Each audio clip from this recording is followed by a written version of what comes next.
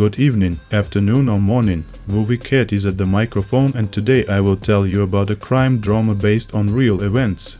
Earn and gain. You know who invented salad? Poor people. 1994, Miami, Florida. Daniel Lugo is released from jail for fraud. In the cell, Daniel pumped up well and therefore now considers himself special, not like everyone else, and worthy of more. He believes in the American dream. He really wants to get rich, and his role models, for some reason, are not real people, but movie characters. Rocky, Michael Corleone and Tony Montana, like they started from scratch and reached the top. Daniel goes to work as a personal trainer at a gym, where the local owner is at first doubt to take an ex-con. However, when Daniel promises to triple his clientele in 3 months, the owner takes him. Daniel makes discounts for the first bodybuilders and free service for strippers, so people begin to massively reach the gym, and the promise to triple clients is fulfilled even ahead of schedule. The owner makes Daniel a senior manager with a percentage of income. One of Daniel's clients is Colombian Victor Kershaw, who constantly boasts that he has a lot of money, a large fast yacht, and servants at home. The source of his income is a small restaurant near the airport, as well as trading in stocks and real estate. Well, that's what he says. Kershaw is a rather harmful client. Sometimes he is too lazy to lift the barbell because it is heavy, or he says that because of the vanilla cologne, Daniel stinks like a Cuban whore. Once Daniel gets on the so-called success courses, where the motivator divides people into 2 categories, a user and a loser. There are 3 steps to becoming a user: set a goal, create a plan, and get your ass up. Like any typical motivator, he didn't go into specifics, so Daniel interpreted these 3 steps as: find a sucker with money, make him give it to you, make America a better place. Whatever the latter means, Daniel pitches a new idea to his friend and colleague Adrian Doble. Like, yes, this is banditry, but we are bodybuilders and look like Superman, which means we have the right to take our own, no matter whose it is, by any means. Adrian loves big girls, and they need to be fat. With this motivation, Daniel signs him into the deal. However, the operation requires a third one. The next day, Paul Doyle, also a former prisoner, wants to join them in the gym. Paul once sat on cocaine and, in order to get money for a dose, made the robbery and ended up behind bars. In prison, he believed in Jesus, and when he was released, he began to attend church regularly. He no longer uses drugs, does not drink, and wants to live a righteous life. So when Daniel invites him to kidnap a rich man, Paul refuses to participate. After that, Adrian also begins to doubt. Suddenly, Adrian, who was taking too many steroids, finds himself having erectile dysfunction. Because of this, the doctor promises him to improve the situation with ingurgital injections. But the procedures are not cheap. Meantime, the Holy Father who confessed Paul suddenly became imbued with a carnal desire for the giant. Paul breaks down, hits the priest, and now he has nowhere else to go but to Daniel. Paul agrees to participate in the kidnapping, but asks for no injury. So, Daniel comes up with a plan to capture Victor Kershaw right in his house. In addition to him, there is also a maid, but she can be knocked out. The guys come to Kershaw's in the evening and see that he has a full house of guests today. Did not work. Attempt number 2, to prop up Kershaw's car in the parking lot and shove him into their van. Inadvertently, Paul props up their own car and Kershaw easily leaves. Did not work. As a result, abandoning complex plans, the guys stupidly knock out Kershaw with a shocker almost at the door of his restaurant and load him into a van. Kershaw is brought to a rented cluttered warehouse. The kidnappers wear masks, and Daniel contorts his voice in an Arabic accent to explain to the victim that kind people like Kershaw make him poor. Suddenly, Kershaw says that the kidnapper is poor because instead of college he pumped pectoral muscles. He recognized Daniel by the smell of cologne and for some reason admitted it. Now the situation has changed. Kershaw cannot be released alive. However, the rest of the plan goes well for bodybuilders. Kershaw, under the blows of his fists and a shocker, gives false explanations for his disappearance to all his few acquaintances. He forces his family to move out of the state, telling his wife that he has found another woman, younger one. The guys are on duty with their hostage in shifts, and Daniel still goes to work so as not to arouse suspicion. 2 more weeks of torture and Kershaw signs papers to transfer all his property. With these documents, Daniel goes to a lawyer, but he sees a problem.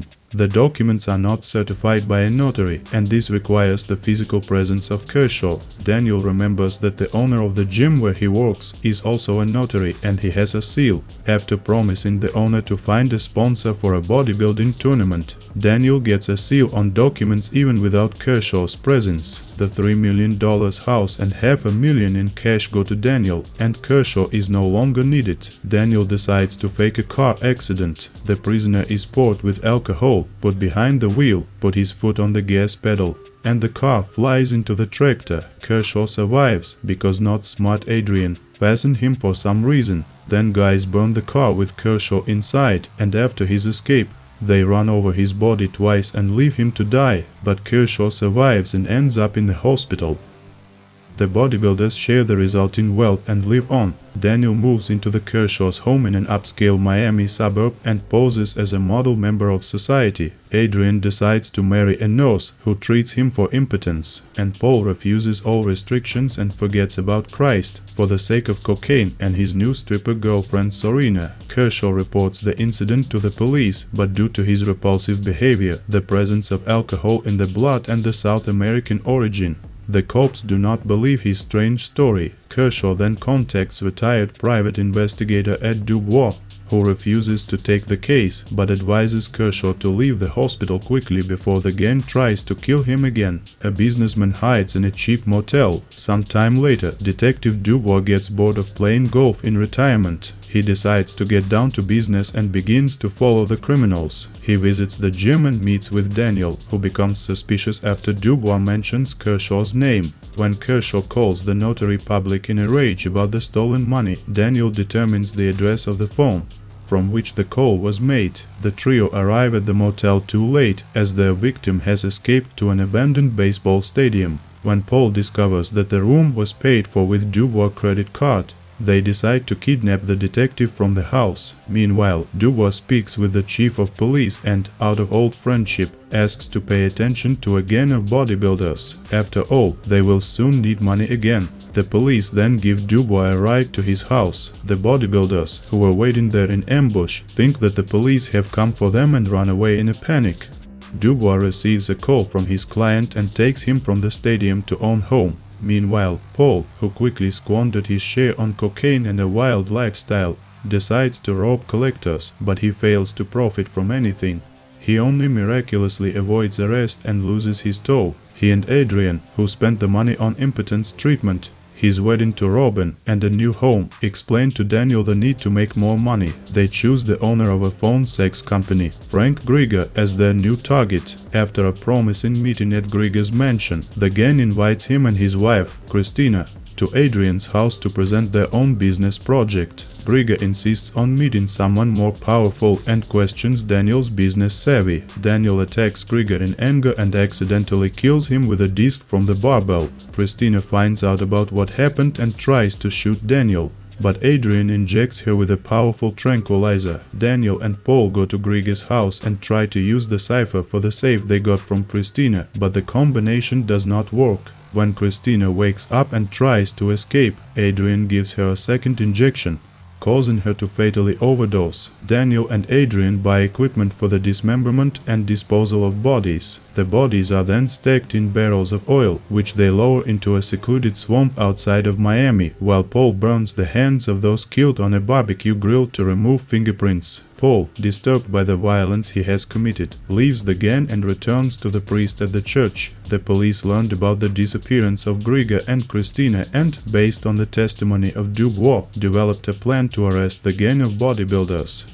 The police arrest Paul at the church, Adrian at home, and the notary at the gym. Daniel, also at the gym, notices the approaching police and runs away. Despite being hit by a police car, he sails away on a speedboat. Kershaw and Dubois speculate that Lugo is trying to find a hidden offshore bank account in the Bahamas. Dubois and the police go to the Bahamas by helicopter. Daniel manages to escape from the police from the bank, but Dubois shoots his leg with a pistol, and Kershaw hits him with a car and helps the authorities detain his offender. Daniel returns to the US and, along with Paul, Adrian and the notary, is put on trial. During the process, Paul fully admits his guilt and testifies against his associates. Robin, the night before the hearing, divorces Adrian, testifies against him, adding that Adrian has a small penis. The court finds all four guilty. Their future fate: Daniel Lugo was sentenced to death and 30 additional days in prison for insulting a prison guard.